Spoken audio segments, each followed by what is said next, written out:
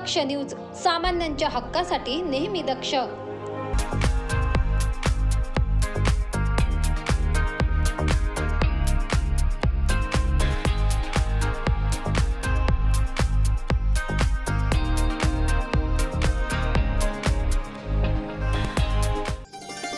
एल्गार कष्टकरी संघटनेच्या अथक प्रयत्नांनी जलज शर्मा साहेब जिल्हाधिकारी नाशिक व अप्पर आयुक्त आदिवासी विकास विभाग नाशिक संचेती तहसीलदार वीज वितरण कंपनीचे जगताप साहेब यांच्या सहकार्याने गणेश टाके देवगावपैकी गणेशनगर येथे वीज पुरवठा मंजूर केला आणि ते काम देखील पूर्ण झाले. या आदिवासी पाड्यावर वीज पोहोचली आणि त्यांना खरे स्वातंत्र्य मिळाले असे म्हणता येईल. त्र्यंबकेश्वरच्या तहसीलदार श्वेता संचेती यांच्या हस्ते या कामाचे लोकार्पण करण्यात आले.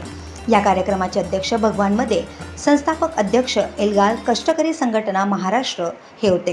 प्रमुख अतिथी त्र्यंबकच्या तहसीलदार श्वेता संचेती ह्या होत्या. एल्गार कष्टकरी संघटनेचे संतोष ठोंबरे तसेच अभियंता वीज वितरण कंपनी नाशिकचे पाटील साहेब तसेच उपअभियंता वीज वितरण कंपनी त्र्यंबकचे जगताप साहेब, जिल्हा अध्यक्ष भीमाभाऊ गुंबडे यावेळी उपस्थित होते.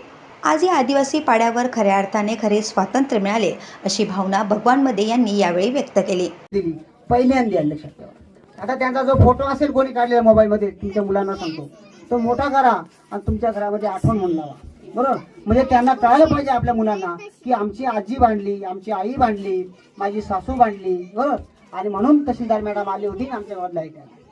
बरोबर, नाही तर आजीच्या हातात आपल्या संघटनेचा झेंडा आणि नातूच्या हातात राष्ट्रवादी, मनसे, कमळ असं होता कामा नाही. आपण सर्व संघटित व्हा. गरीबाला संघटनेशिवाय पर्याय नाही. तुमचं खूप खूप कौतुक करतो. असंच लढा, तुमच्यासोबत सर्व संघटना. आज या आदिवासी पाड्यावर महिलांनी नाचत आनंद साजरा केला. या ठिकाणी वीज पोहोचली आणि यांचा आनंद ओसंडून यावेळी वाहत होता असे चित्र दिसले. लहान मुले, वयोवृद्ध, महिला, पुरुष, एल्गार कष्टकरी संघटनेच्या कार्यकर्त्यांनी फटाके वाजवून आपला आनंद साजरा केला. या विजयी मेळाव्याचे आयोजन एल्गार कष्टकरी संघटना महाराष्ट्र यांनी केले होते. यावेळी त्र्यंबक तालुका अध्यक्ष वसंतभाऊ इरते, उपाध्यक्ष संजय पारदी, तालुका युवा प्रमुख हनुमंत सराई, भगीरथ फासाळे, गणपत गावंडे, शांतीराम पादीर, काळू बसमे, अंकुश मध्ये, विठ्ठल डोले व इतर कार्यकर्ते मोठ्या संख्येने सहभागी झाले होते. दक्ष न्यूज, प्रभाकर गारे, त्र्यंबकेश्वर.